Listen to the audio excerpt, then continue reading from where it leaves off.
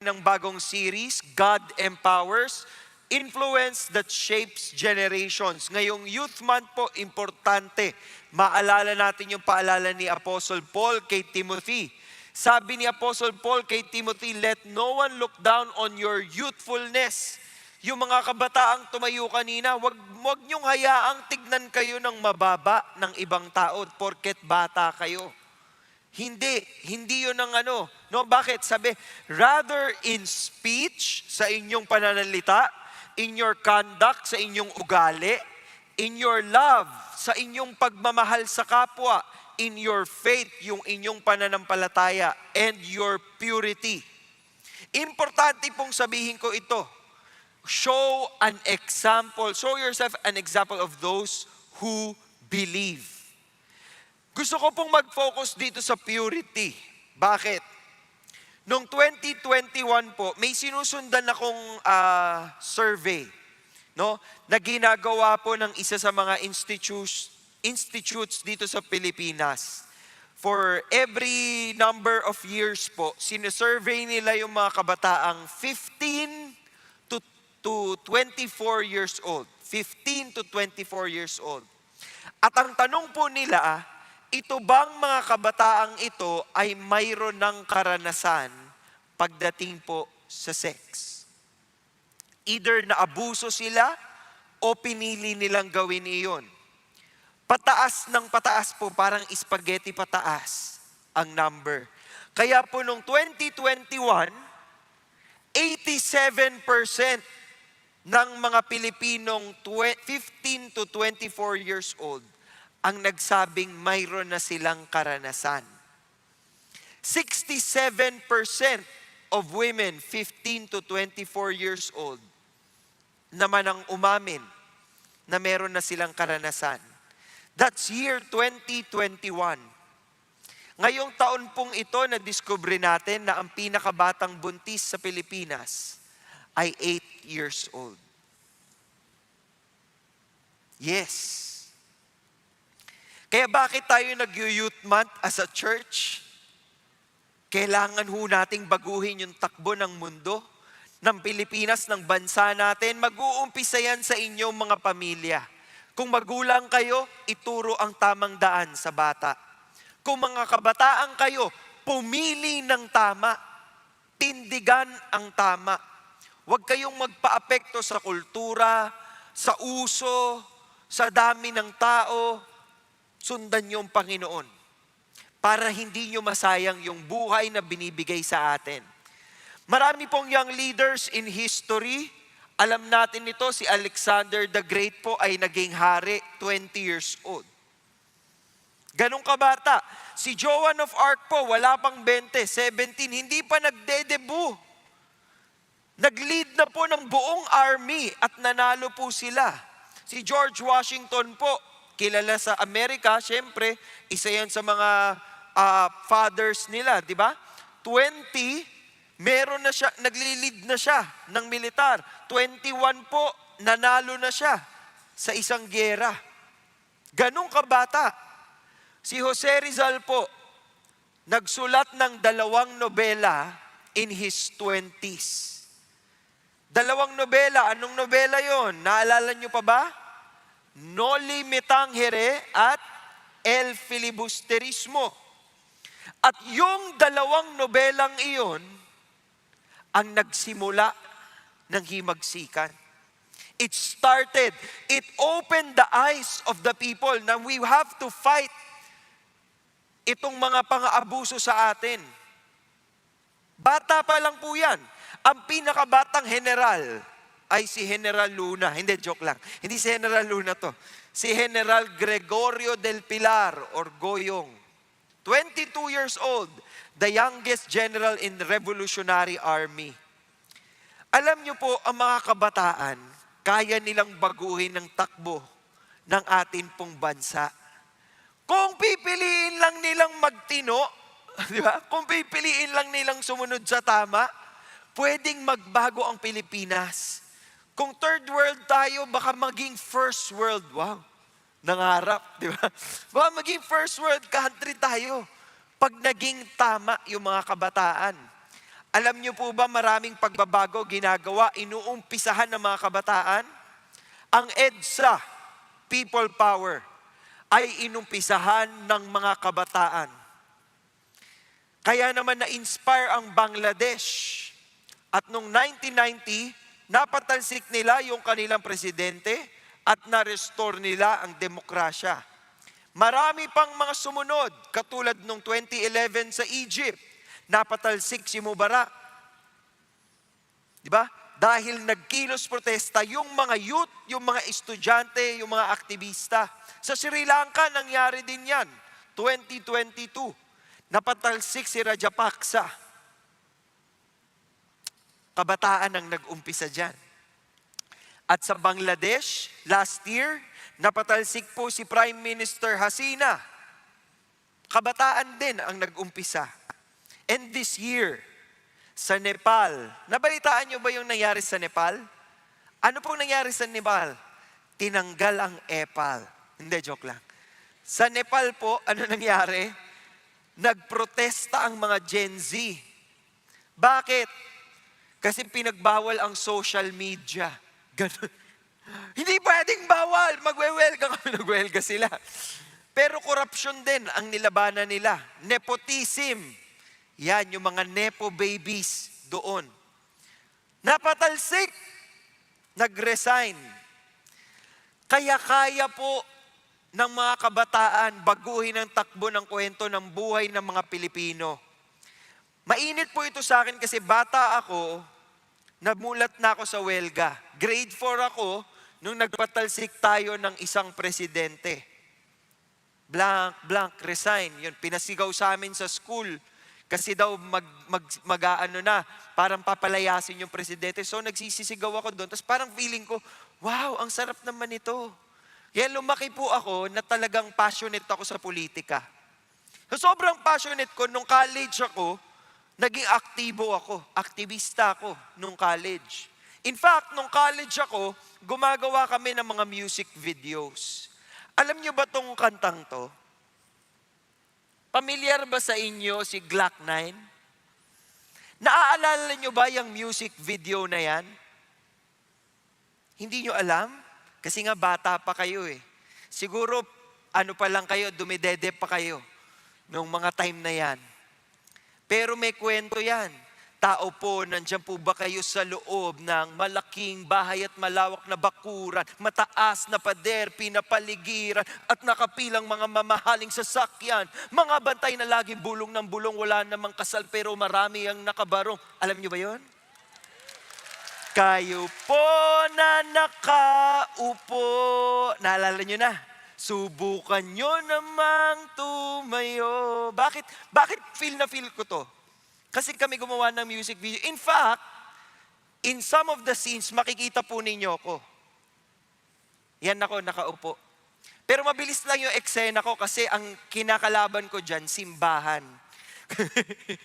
Kaya mabilis lang. Pero ang mas bida dyan, nanay ko. Kung naaalala nyo tong music video na to, nanay ko po yung umiinom at nagbabato ng wine at nagbabasag ng wine. Ramdam na ramdam ko po nung panahong ito na kaya kong baguhin ang Pilipinas. Sa lahat ng rally, pumupunta ako, ganyan, aktibo talaga ako. Pero simula po nung sumuko ako sa Panginoon, na-realize ko, may higit pang kapangyarihan. There's a greater power that can change the country. Na-inspire nga po ako kasi nito lang, ilang mga taon nakaraan, yung Asbury, narinig niyo na ba tong Asbury Revival? Kung saan sa isang eskwelahan, nagtipon-tipon ng mga kabataan to worship and pray. And it really began a revival. People started flocking the place, worshiping, crying, praying for each other. At kaya po meron tayong event, yung pinopromote kanina. Sa Wednesday po, pupunta yung mga taga-Asbury dito.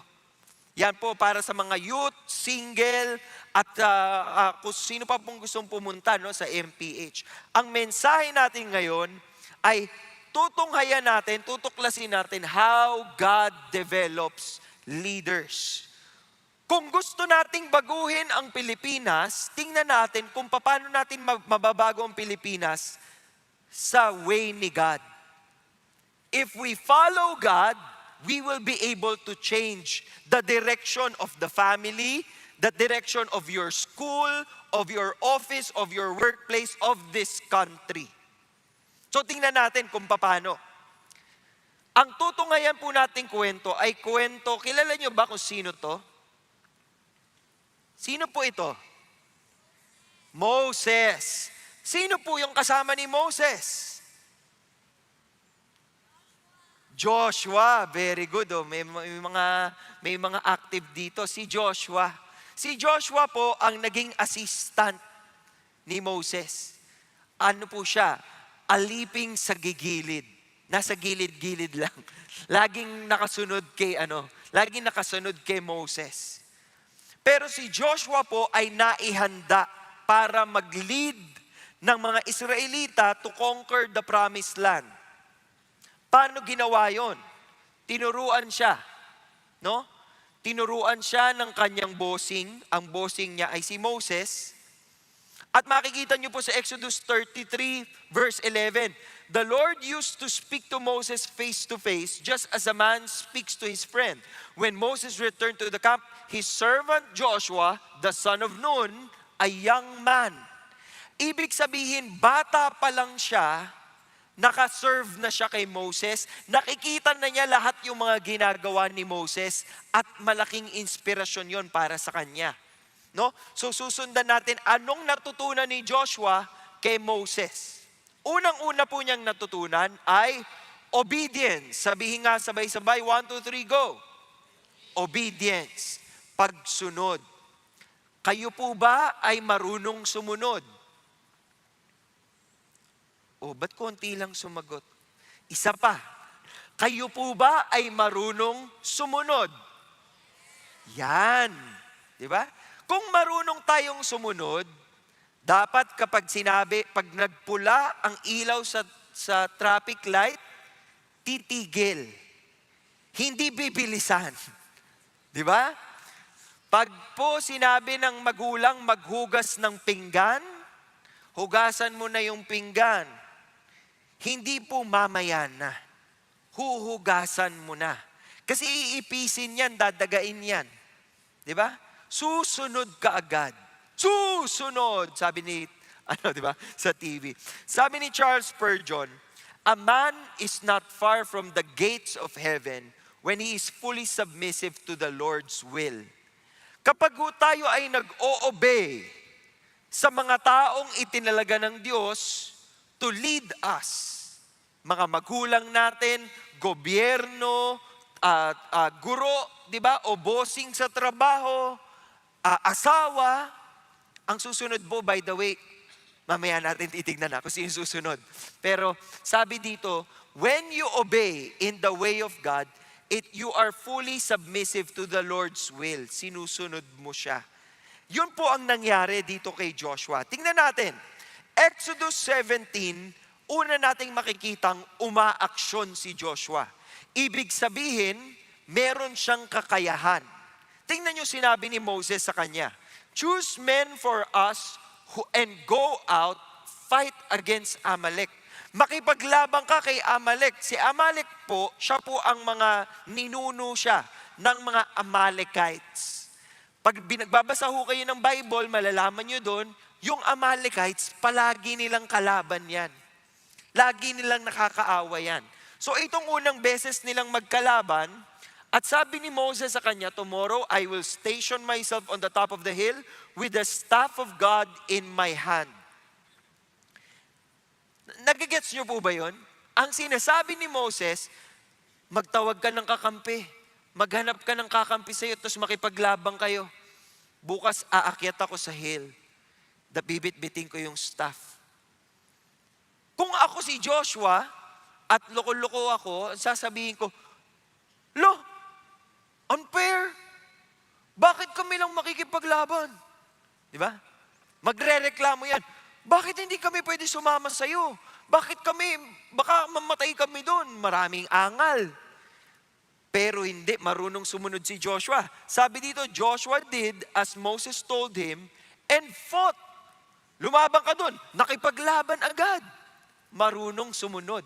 Bakit? Tiwala siya doon sa kanyang leader. Si Moses, si Aaron at saka si Hur, they went up to the top of the hill at nagdadasal si Moses doon. Ang ginagawa ni Moses, pag nakataas yung kanyang kamay, nananalo sila Joshua. Pero pag nangalay si Moses at bumaba yung kamay niya, natatalo sila. So imagine ninyo, habang nakikipaglaban po si Joshua, tinitignan po niya si Moses. Sabi niya, nakataas yung kamay ni Moses nananalo kami. Pag napagod, bumababa. Hala, natatalo kami. Moses, isipin niyo, nakikita niya yung koneksyon ng pagdarasal ni Moses at yung pagkilos at pakikipaglaban niya. So it works both ways. You do something on your power, sa kakayahan mo, pero dapat meron ding kumakapit nagtitiwala sa Panginoon. Trusting in God, praying to God, seeking for victory in the Lord. Di ba?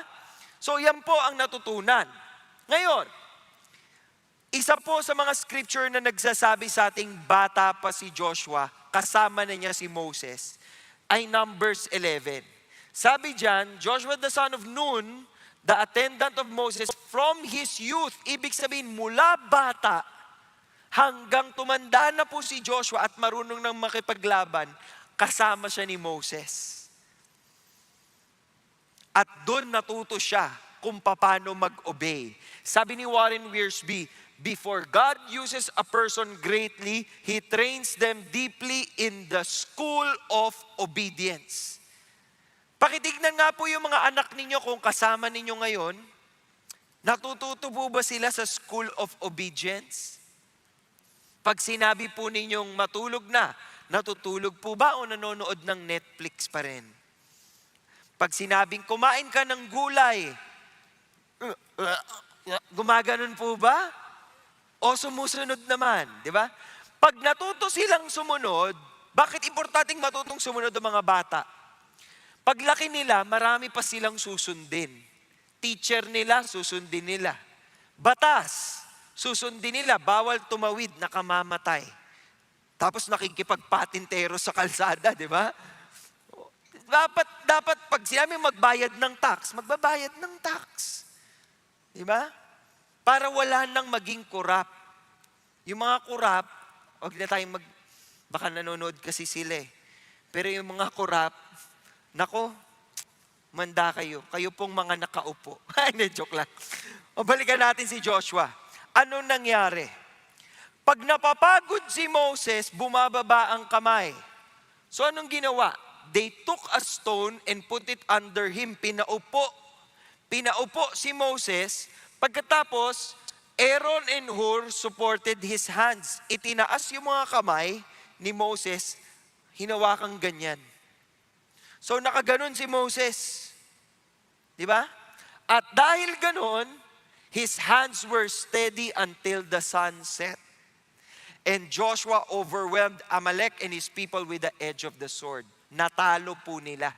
Nakita ni Joshua, pag sumunod ako kay Moses, at nakita ko rin yung faithfulness ni Moses kay God at yung teamwork nila Aaron at saka ni Hur, magsasucceed ako.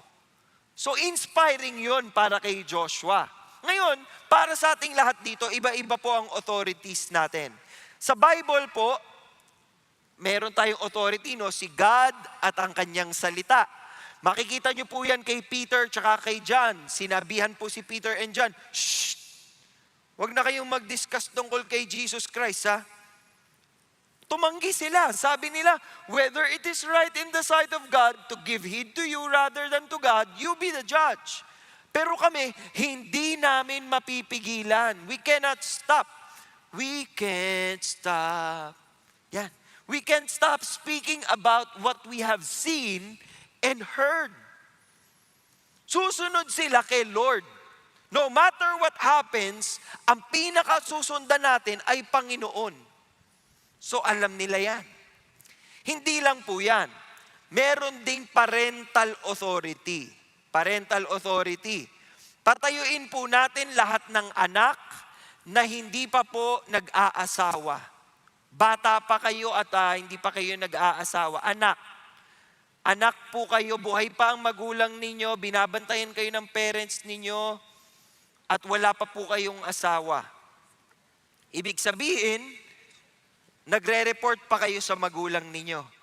Nagpapaalam pa kayo pag lalaboy kayo. Ganyan. Okay. Basahin po natin ito. 1, 2, 3, go. Children, obey your parents in the Lord, for this is right.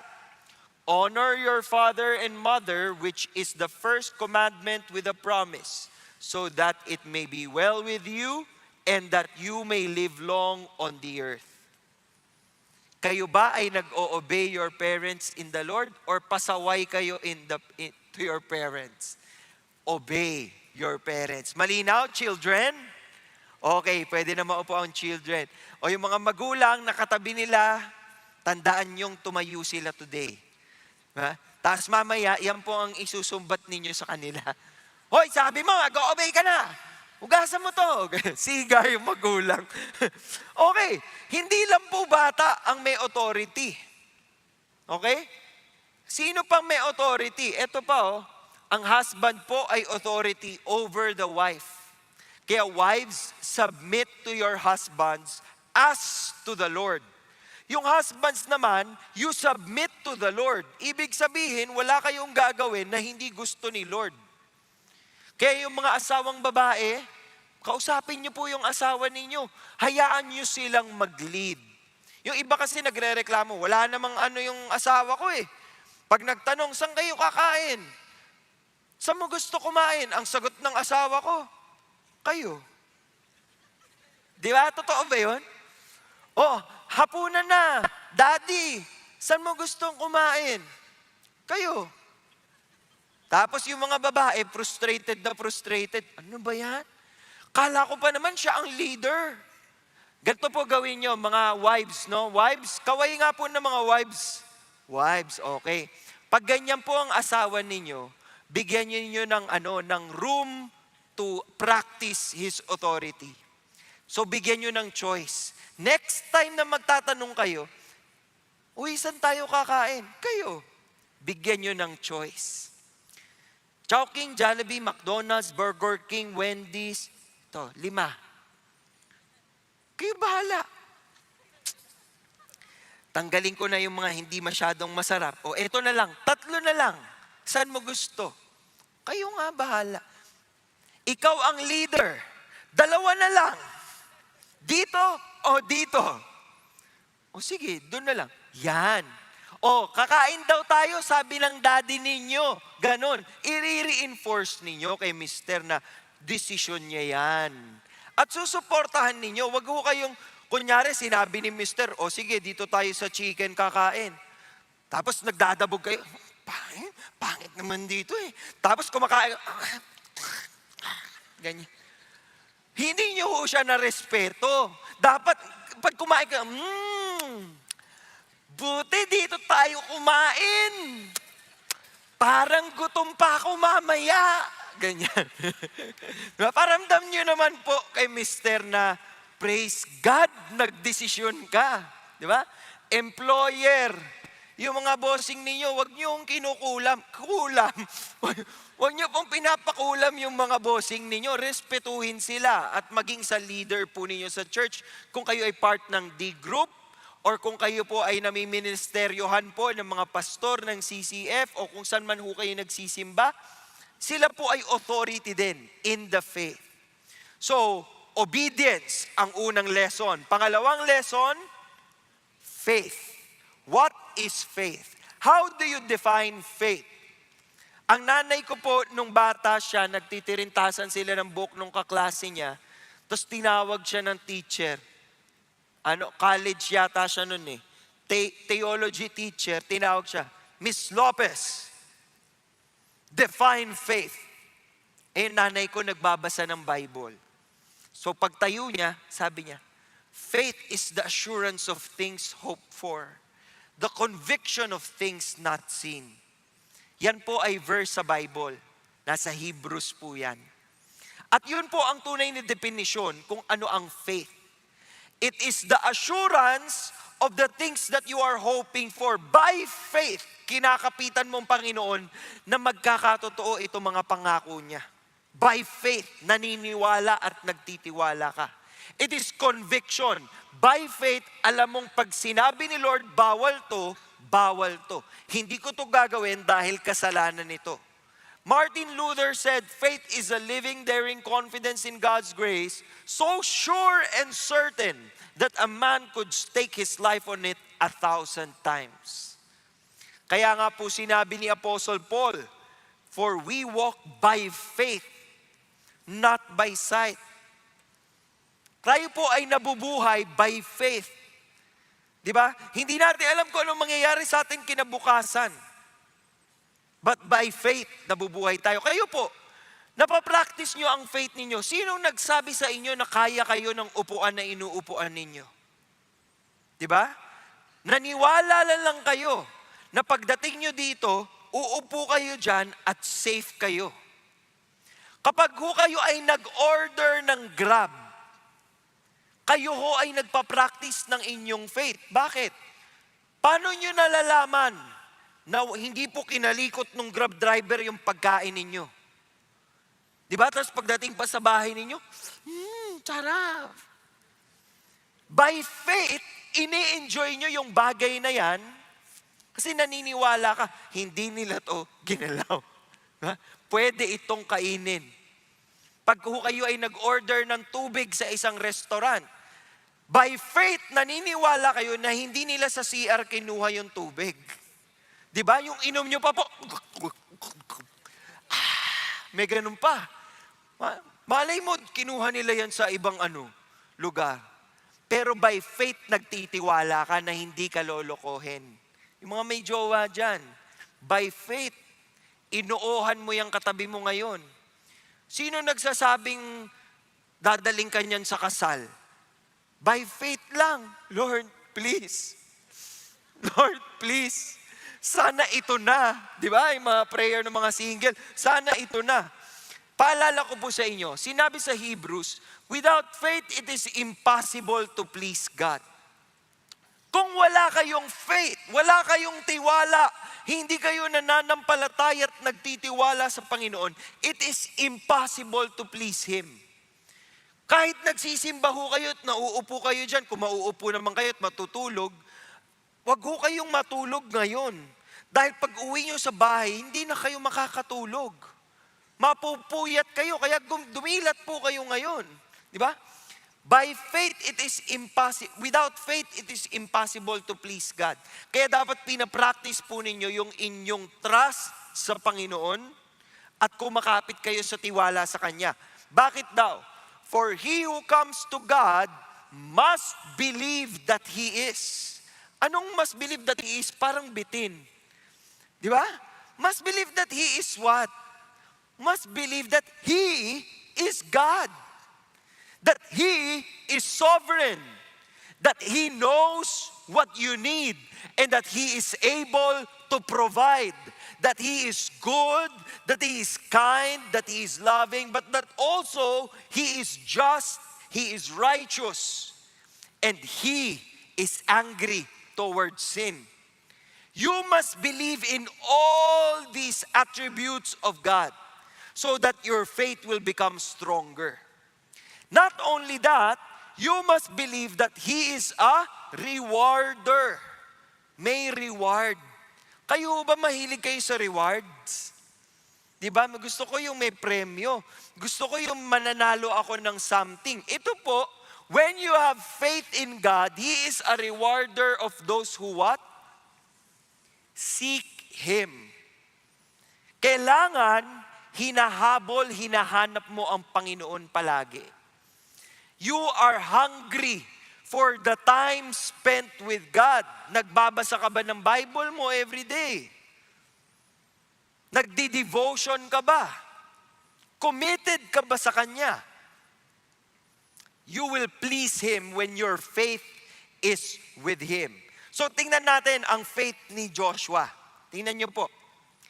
The Lord spoke to Moses saying, sa Numbers po ito, send out for yourself men that they may spy out the land of Canaan. Ibig sabihin po niyan, nakalabas na sila ng Egypt, nasa wilderness sila, tapos gusto na po nilang makapasok ng promised land. Pero hindi nila alam kung anong itsura ng promised land. So, kailangan daw magpadala si Moses ng spies. Mga spies. Pero yung spies pong dadali niya ay mga lalaki, sons of Israel. A man from each of their father's tribe, everyone a leader among them. Ibig sabihin, yung tribes of Israel, ilan po ang tribes of Israel? 12. Ibig sabihin, ilang lalaki ang ipapadala niya doon sa Canaan? 12. Gusto ni God magtawag si Moses ng 12 men, no? At ito daw ay mga heads of the sons of Israel. Tingnan nyo, mahaba ang listahan, pero nabanggit po diyan from the tribe of Judah, si Caleb o Caleb, the son of Jephunneh. Galing sa tribe of Judah. And then from the tribe of Ephraim, sino nakikita ninyo? Si Hosea, the son of Nun. Si Nun ay the same father of Joshua. Kaya marami pong scholars ang nagsasabi, ito talaga ang tunay na pangalan ni Joshua. Hosea. Ginawa ko siyang Joshua. Mamaya sasabihin ko kung bakit. Malalaman po ninyo sa dulo kung hindi nyo ko aalisan ngayong araw na ito. Magpunta po tayo sa susunod na verse. Thus they told him, eto na, nagpunta na po yung mga espiya. Bumalik na sila sa mga taga-Israel at nagbigay na sila ng resulta ng kanilang survey. Sabi nila, we went into the land where you sent us and it certainly does flow with milk and honey. Sagana. Ibig sabihin po ng flowing with milk and honey, parang babubusog ka talaga pag nandun ka. And this is its fruit. So may bit-bit pa ho silang mga prutas. Pero, verse 28, dito na nagkatalo-talo. Bakit? Sabi nila, nevertheless, the people who live in the land are strong. The cities are fortified, very large. Moreover, we saw the descendants of Anak there. Anong problema doon? Diba? Bakit hindi sila okay? Sobra ho silang takot. At wala silang faith. Kaya naman, nagkalat pa sila ng fake news. Tingnan ninyo, sabi, we are not able to go up against the people for they are too strong for us. Masyadong malakas sila para sa amin. Paano nila nalaman yun? Di ba nanonood lang sila, nag-i-spy lang sila eh. Paano nila nalaman na malakas sila? Meron pang fake news. Sabi pa, the land through which we have gone in spying it out is a land that devours its inhabitants. OA. Sabi ni ate, OA. OA talaga. Bakit? Ang sinasabi nila sa mga kababayan nila, yung lupa daw sa promised land, nangangain ng tao. Biruin mo yun. Sabihin mo sa mga kababayan mo, huwag tayong pumunta sa promised land. Yung lupa nakita namin, kinain yung tao. OA. OA talaga. Sabi pa dito, all the people. Ito, isa pa, OA. All the people. Hindi naman po all the people. Kasi meron lang specific people na malalaki. Pero hindi lahat ng tao ay higante.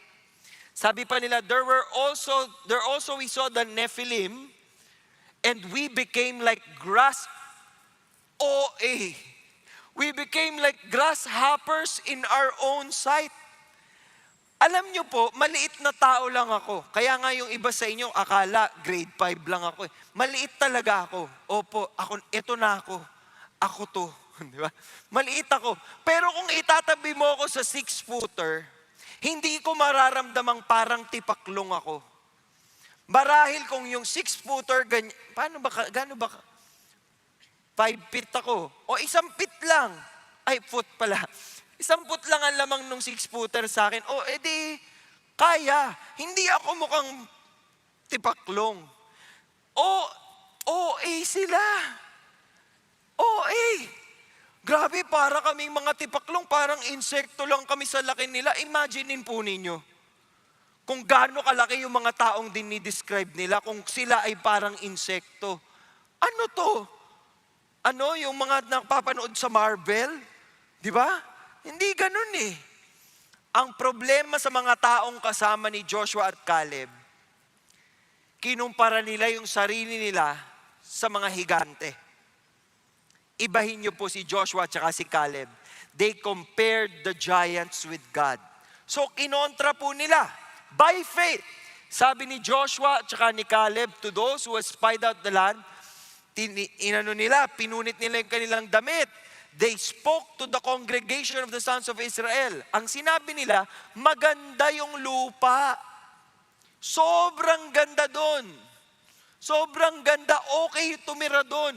If the Lord is pleased with us, then He will bring us into the land and give it to us, a land which flows with milk and honey.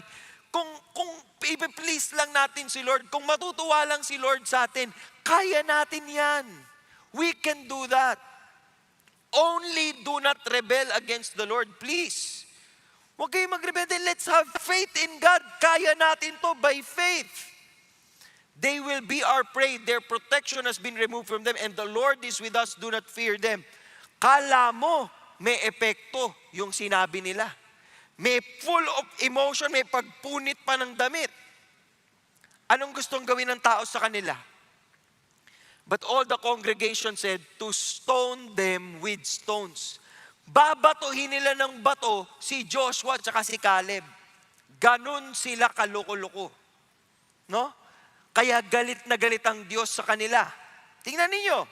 Sabi ni God, how long shall I bear with this evil congregation who are grumbling, puro reklamo? Nakarinig na ba kayo ng taong puro reklamo? Puro reklamo, yung parang, kunyari ginising nyo ng maaga. Aga-aga eh. O kumain ka na nito. Ito na naman. O sige, ito na lang. Ayoko yan. Ay, dami mo namang reklamo. Diba? Sunod-sunod lang, buong araw, puro reklamo lang siya sa buhay. Bad trip naman, no? Di ako makasakay ng di ako makapara. Bad trip na, bansa to. Huh, di ba? Galit na sa buong bansa eh. Pagpasok sa opisina, bad trip ka pa rin. Puro ka reklamo. Wala pa ba yung sweldo? Di ka nga pumapasok, naghanap ka ng sweldo. Puro reklamo lang sila eh. Galit na galit si Lord sa kanila. Ano sabi? From 20 years old upward. So 20 years old pataas. Sinabi ng Panginoon, mamamatay sila sa wilderness.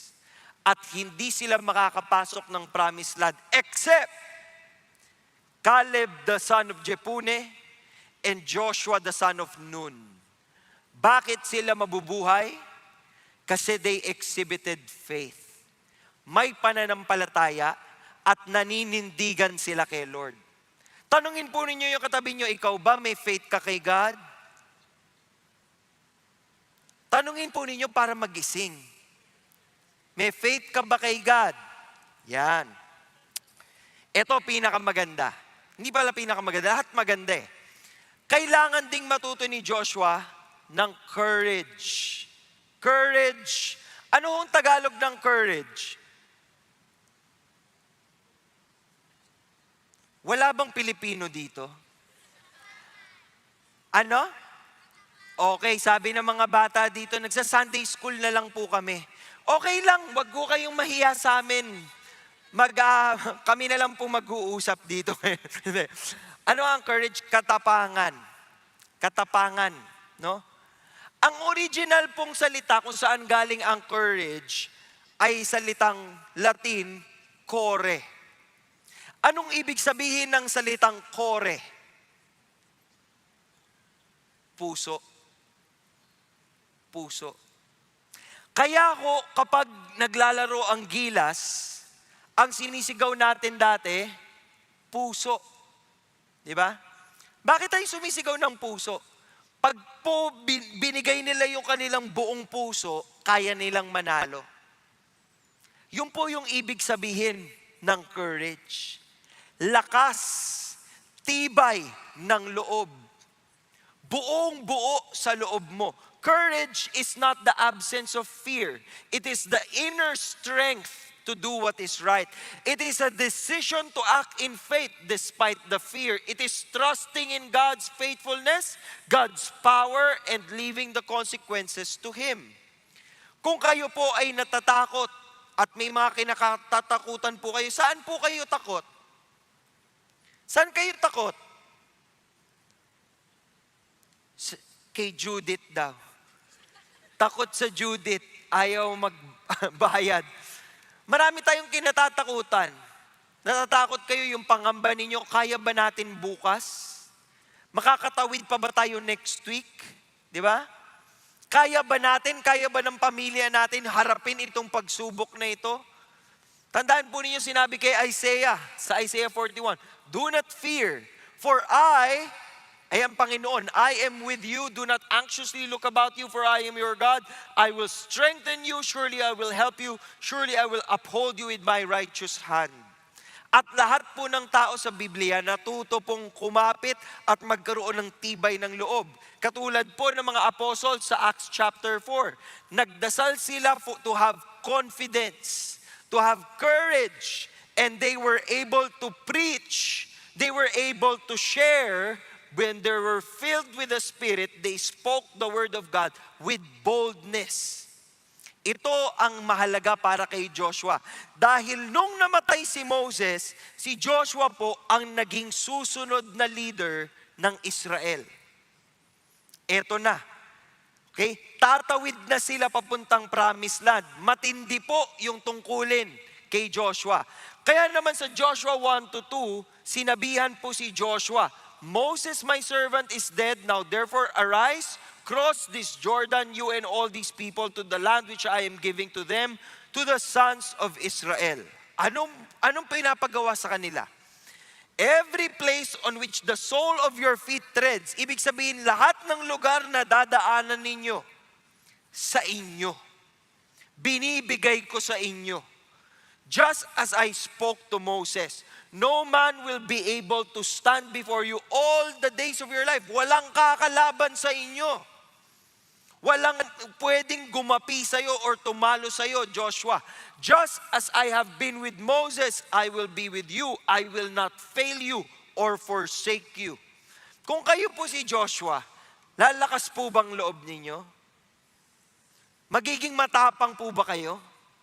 Kaya ko to. Sabi ni Lord, kasama ko siya eh. Kaya ko to. Hindi lang yun. Sinabihan pa siya ni God, be strong. Maging malakas and courageous, maging matibay ang loob mo.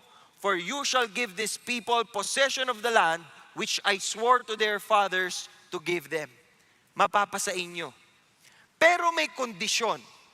Paano gagawin ni Joshua yan? Dapat sumusunod pa rin siya. Obedience, faith, and courage. They must work together. Saan mo makikita yon? Sa Joshua 1:8. "This book of the law shall not depart from your mouth, but you shall meditate on it day and night." I-master mo yung mga utos ni Lord so that you may be careful to do according to all that is written in it.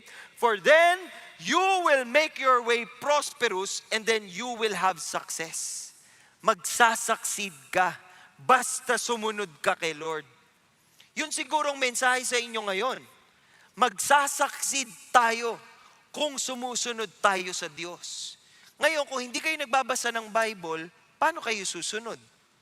Paano nyo malalaman kung anong gusto ni Lord kung hindi nyo po siya kinikilala dito? Paalala po sa Kanya, "Have I not commanded you? Be strong and courageous." Ulit-ulit. Bakit?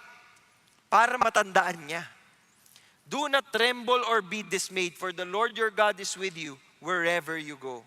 I'll go wherever you will go. Ay, hindi pa alam yun, bata pa kayo. Bata ako, yun ang team song. Team song ng mga magjowa. Pero ito iba. Si God ang makakasama mo habang buhay. Sabi ni Billy Graham, courage is contagious. Nakakahawa po ang lakas ng loob. Sa mga pamilya po na dumaan sa pagsubok, kunyari ho yung may kamag-anak kayong may sakit, pag nakikita po ng mga kapamilya ninyo na lumalaban kayo, na nagtutulong-tulong kayo, parang meron silang ganang patuloy pang lumaban. Kasi nakakahawa yung tibay ng loob, yung resilience, yung courage, yung tapang nakakahawa yun eh. Hindi po yung magmamatapang kayo, mag-aamok kayo. Matapang ako, hindi siga. Yung lakas ng loob na kalmado pero alam mong haharapin yung pagsubok. Yun ang magandang hanapin, di ba? Courage is contagious. When a brave man takes a stand, the spines of others are often stiffened. Ibig sabihin, tumitikas din yung iba. Saan ba nakuha ni Joshua ito? Alam niyo ba, sa Deuteronomy pa lang, sinasabi na yan ni God, be strong and courageous. Sinabi ni God kay Moses. Kaya sinabi ni Moses kay Joshua, be strong and courageous. At nung nasa Joshua tayo, yun din ang paalala ng Diyos sa kanya, be strong and courageous. At dahil matibay na yung loob ni Joshua, binigyan siya ng misyon. Ano yung misyon niya? I have given Jericho into your hand. Ibig sabihin, pag tumawid ho sila ng Jordan River, ang unang city na i-conquer nila ay yung city of Jericho. Tatalurin daw nila yung king at yung valiant warriors. And paano nila gagawin yan? Ang instruction sa kanila, you shall march around the city, all the men of war circling the city once. And you shall do so for 6 days. Nagigets ba natin instruction? Isang beses nilang iikutan ang city of Jericho. Pagkatapos ilang beses nilang gagawin, ilang araw? 6 days. So kung iikot sila isang beses sa isang araw, ilang beses po silang iikot? 6. Very good, children. 6 times. Okay? Pero hindi pa doon natatapos. Meron pang kailangan. Yung priest, dapat merong trumpets, merong horns. At pagdating ng 7th day, iikutan mo ngayon siya 7 times. So, naka 6 times na sila, tapos nung 7th day, anong gagawin? Iikutan nila ilang beses? 7 times. So, in total, nakailang ikot sila? 7. Kasi 7 times sa 7th day. Tapos may 6 na araw pa, na isang beses isang araw. So, ilan in total? 13. Ayan, very good children. Bakit ko ito pinapagawa sa inyo? Gusto ko kasi mag-imagine kayo ngayon eh. Buong bansa, buong tao ng Israel, naglalakad doon. Mamarcha daw tayo dito. Kunyari, ayan yung Jericho, di ba? Naglalakad sila dyan. Ano? Lalakad lang tayo dito? Oo, malalakad lang daw. Tapos ano mangyayari? Sabi niya, masisira daw yung pader. Ha? Masisira yung pader? Maglalakad lang tayo? O maglalakad lang daw tayo? Isipin ninyo. Sa unang araw siguro, ang sayang gawin, exciting. Sa pangatlong araw po, sa palagay ninyo natutuwa pa sila sa ginagawa nila.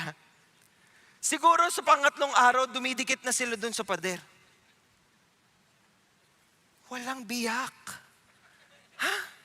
Sabi magmarcha lang daw tayo eh. Hindi ba, bawal bang suntukin? Bawal bang sipain? Bawal eh. Magmamarcha lang daw tayo. So dito po na-invento ni Sarah Geronimo yung kanta niya.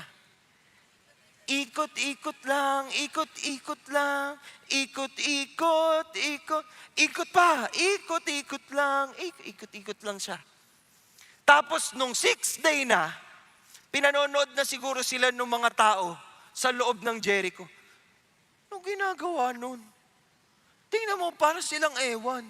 Siguro nahihiya na sila, ayaw na nila tumingin sa kalaban. Kakahiya naman. Wala pa rin nangyayari. Pawis na tayo dito, ikot-ikot lang tayo, wala nangyayari. 7th day na. 7 beses ngayon silang iikot. Na-imagine niyo po yung stress ng mga Israelites? Parang, kailan ba to guguho? Nakakahiya di ba? Pero anong ginawa? Sinunod po nila. And when the day came, the people shouted, the priest blew the trumpets, and when the people heard the sound of the trumpet, the people shouted with a great shout. Ano kayang shout yung sinigaw nila? Ah! Ganon kayang sigaw? Or, ah! Ganyan ba? Basta sumigaw sila sabay-sabay. Imagine ninyo pagkasigaw nila, tumumba yung pader. Na-flat yung pader. Para ho yung isang pader, tapos tumumbang ganun. Naging sahig. Naging sahig. So, ngayon, susugod na sila. Tumabi-tabi ang walang silbi. Ganyan sila. Rockstar na sila ngayon. Bakit? Confident sila Kakampi nila si God Biruin mo yung city na yon, naniniwala sila po, protektahan sila ng mga pader nila. Tapos gumuho lang mag-isa. Sinong nagpatumba? Yung sigaw ba nila? Yung torotot ba nila? Si Joshua ba? Tinulak ba nila yung pader? Hindi. Sabi sa Hebrews 11, by faith, the walls of Jericho fell down after they had been encircled for 7 days. Yung pananampalataya nila at paniniwala nila sa Panginoon that God will do as He says, that is what brought the walls of Jericho down. And that's what faith can do. Pagtibayan po ninyo yung inyong pananampalataya sa Panginoon because it can bring walls down. It can give you victory. It can give other people hope if you just hold on to your faith. It's about time we embrace obedience to God, faith to God, and courage that is empowered by God. But not just the 3, kasi kailangan ho ng pang-4. Pinaka-importante sa lahat ay consecration. Ano yung consecration? Ang consecration po, you decide to be set apart.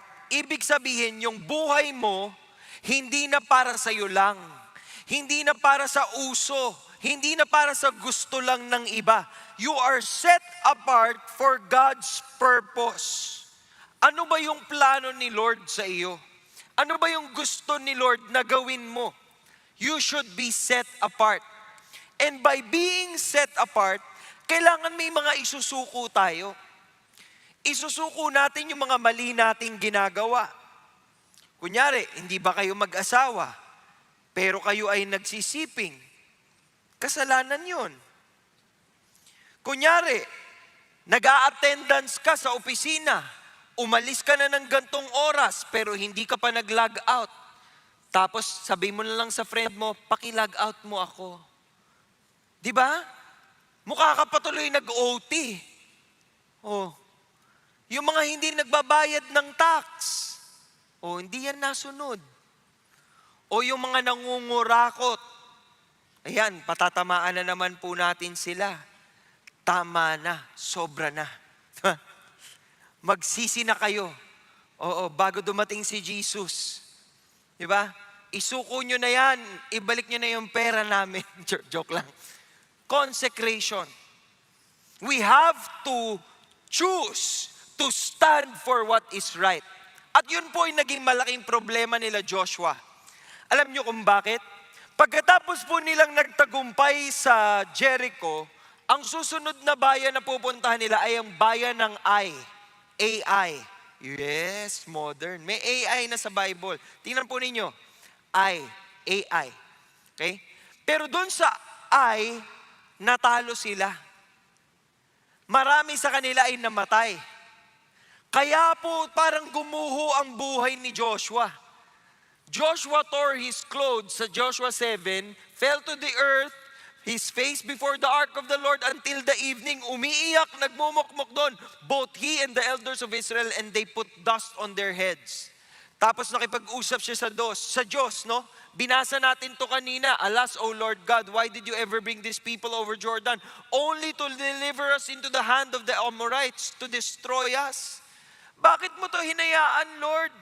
Pinapunta mo pa kami dito ngayon, pinapatay kami. If only we had been willing to dwell beyond the Jordan. Ibig sabihin, sana Lord, hindi na lang kami tumawid. Mamamatay naman pala kami. Oh Lord, what can I say since Israel has turned their back before their enemies? Wala na Lord, umatras na yung mga kababayan ko, ayaw na nilang lumaban. For the Canaanites and all the inhabitants of the land will hear of it, and they will surround us, cut off our name from the earth. Mabubura kami dito, Lord. And what will you do for your great name? Ano pong gagawin niyo, Lord? Pangalan niyo po ang nakabinbin dito. Sinasabi ng tao, ito na yung mga taong pinili ni Lord. Tapos natatalo kami, Lord. Paano na? Sumagot po ang Panginoon kay Joshua. Sabi ni Joshua, rise up. Rise up, everybody. Rise up daw. Rise up. Why is it that you have fallen on your face? Eto na ang problema. Israel has sinned, and they have also transgressed my covenant which I commanded them. And they have even taken some of the things under the ban and have both stolen and deceived. Alam niyo yung nangyari? Sumugod po sila doon, tapos yung mga bagay na dapat sinisira nila. Dahil itong mga taong sinasakop po nila, may mga Diyos-Diyosan yan, meron ho silang mga idols, pero pagpunta po nila doon, gintuto eh. Sayang. Sayang, pwede itong pagkakitaan. Parang Pinoy. Di ba? Sinabi ng wag kunin, kinukuha. Ano ang ginagawa? They also put them among their own things para bang gamit nila yun. Sinabi nga ni Lord, ipunin nyo lahat dyan at sisirain yan. Anong problema? Therefore, the sons of Israel cannot stand before their enemies. Bakit hindi sila magtagumpay? Hindi nila kayang talunin yung people of Ai. Bakit? Kasi may kasalanan sila. They turned their backs before their enemies, for they have become a curse. I will not be with you anymore unless you destroy the things under the ban from your midst. Tanggalin ninyo yung mga bagay na yan. And so, God commanded Joshua to consecrate the people. So, Joshua was going to say, consecrate yourselves, and then, you have to, until you have removed the things. Ibig sabihin ng remove the things, ito ay isusuko mo. Ito ay tatanggalin mo sa iyo. At yun po ang ginagawa natin when it comes to repentance. Pag tayo ay nagre-repent sa Panginoon, isinusuko natin. Hindi po nyo matatawag na repentance, Jesus, sorry po sa mga kasalanan ko today. In Jesus' name we pray, amen. Tapos bukas gagawin mo ulit. Hindi repentance yun. Walang pagsisisi. Walang pagtatama sa mali. Yun po ang pinapagawa sa kanila. Tanggalin nyo yung mali. And so people were encouraged to do it, and they did it. And so they had victory. Years and years and years after, pag nagbasa ho kayo ng Bible ng Joshua, huwag niyo pong isipin na mabilis lang to lahat. Mabilis lang yung pagkasulat, pero ilang taon din po yan. Kaya sa bandang dulo ng Joshua, nung matanda na si Joshua, sa Joshua 23, sabi ni Joshua, not one word of all the good words which the Lord your God spoke concerning you has failed. Tapat ang Panginoon. Kaya niyang ibigay kung ano man yung pinangako niya. Tapat siya. He will do what He says He will do. Do you trust the God who is able to do what He promised He will do? Then if you trust Him, have the courage, have the faith, and continue to obey. Diba? All have been fulfilled for you, not one of them has failed. Ngayon, may kondisyon. It shall come about that just as all the good words which the Lord your God spoke to you have come upon you, magkakaroon din kayo ng pagsubok. The Lord will bring upon you all the threats until He has destroyed you from off this good land which the Lord your God has given you. Bakit? Kapag kayo ay nagpatuloy na gumawa ng mali, makikita nyo ang katapusan ninyo. Yun yung sinasabi ni Joshua. At sa dulo po ng Joshua, sinabi ni Joshua ito, therefore, fear the Lord and serve Him in sincerity, in truth. That is consecration.